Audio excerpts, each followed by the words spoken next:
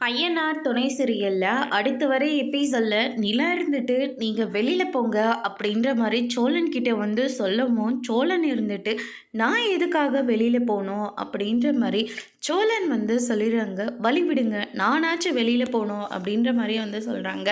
சோழன் போயிட்டு லாக் பண்ணிடுறாங்க. இங்கே பாருங்க, நான் உங்களை மீறி எதுவும் பண்ணக்கூடாதுன்னு தான் நினச்சேன். ஆனால் என்னால் முடியல. நீங்கள் தான் என்னுடைய பொண்டாட்டி, நான் தான் உங்களுடைய புருஷன். நான் இங்கே தான் தூங்க போகிறேன் அப்படின்ற மாதிரி வந்து சொல்லிடுறாங்க. நிலா வந்து சத்தம் போட்டு எல்லாரையும் கூப்பிடுறாங்க. சோழன் வந்து வெளியே இருந்து சேரன் எல்லாருமே என்ன ஆச்சுன்னு சொல்லிட்டு பதறி போயிட்டு வராங்க. டே சோழா, கதவை திறடா, என்னடா காரியம் பண்ணிகிட்ருக்க, என்னடா இது முட்டாள்தனம் அப்படின்ற மாதிரி வந்து சொல்லிடுறாங்க. அண்ணன் போது நிப்பாட்டுங்க அப்படின்னு சொல்லிட்டு யாரையும் உள்ளே விடாமல் சோழன் வந்து பயங்கரமாக பிரச்சனை பண்ணிட்டு இருக்காங்க.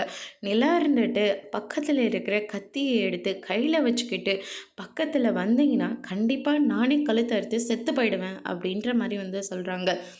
இதை கேட்டோன்னு சோழன் வந்து பயங்கரமாக ஷாக் ஆகுறாங்க. இங்கே பாருங்க நிலா, நீங்கள் பண்ணுறது தான் தப்பானது. பின்ன என்னங்க, ஒரு பொண்ணு இருக்கிற ரூமில் நீங்கள் எப்படி உள்ளே வரலாம்?